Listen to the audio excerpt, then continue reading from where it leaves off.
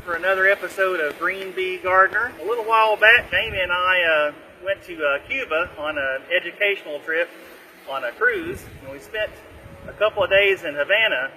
We were looking around at all these beautiful trees that had this flaming red flowers on them, and I asked the tour guide, one of them, what is that? He said, that's called a flamboyant. So like flamboyant. You know, that makes sense. You know, it sounds like a flame because it's had that red color. So Jamie and I decided we just really had to have a tree like that. And another garden channel that we'd seen had these same trees in Arizona. So we knew that possibly if we had a dip below the freezing point here, that because he had gotten away with it out there and said that only the tips might get burned, but the rest of the tree is fine and always comes back, we thought we'd go ahead and give it a try here. So in America, when you buy these, they're often called a Poinciana tree. So that's what they were calling them in Cuba. Well, with Hurricane Irma bearing down on us, you can see it's pretty breezy out. So Jamie and I thought we better get this put in the ground before the hurricane actually gets here. So anyway, I'm going to go ahead and plant this tree for you today. And you can see it looks like a mimosa tree, but it isn't. It'll make you think there is, but then when you see the flowers, when you do another video, you'll see what I'm talking about. Go ahead and put the tree down into the hole now. Luckily, the soil is just watered just enough to where it doesn't get dry and start to fall apart. So I can easily pull it out like this and get it in there. Again, our rule is always, when we backfill with dirt, we don't want to cover up the natural crown of the tree. So I'm going to go ahead and put a little mix of compost.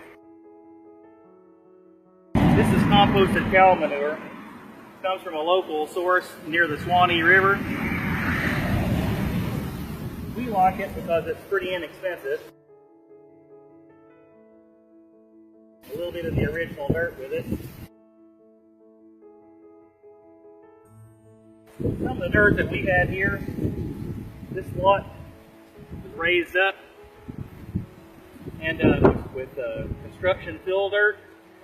So our top maybe 6 or 8 inches of soil here are pretty poor. So I always try to dig down below that.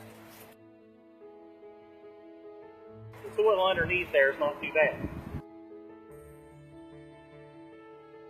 It's okay to leave a little depression so the water will not run away from it. As water comes in, it will not run away and make it dry there.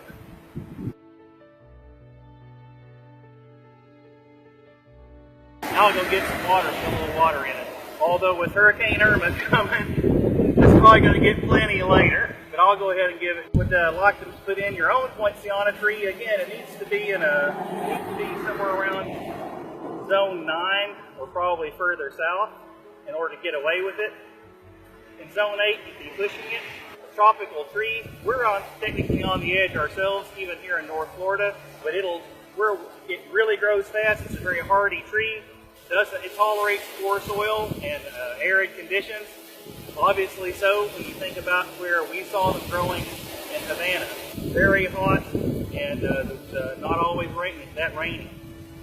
So we're really looking forward to it, and there'll be follow-up videos where you can see how this is coming along. You can sort of measure it against me on how big it is.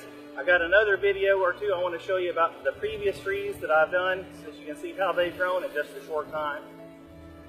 Alright, if you have any questions for us, you know that you can always put them into the messaging section below the video or check on our website, greenbeegardener.com. Thanks for joining us. We'll see you the next time. Plant some trees and save some bees.